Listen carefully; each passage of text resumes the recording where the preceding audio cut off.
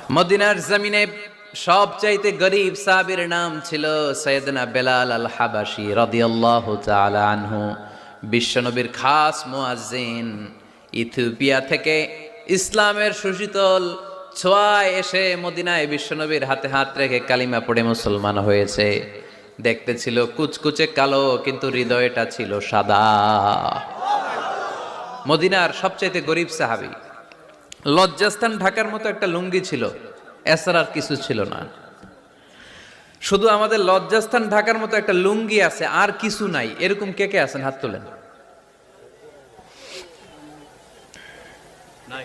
কেউ নাই। তার মানে আল্লাহ আমাদের অনেক দিয়েছে, ঠিক কিনা? মদিনার সবচেয়ে গরিব সাহাবীর নাম বেলাল রাদিয়াল্লাহু তাআলা আনহু।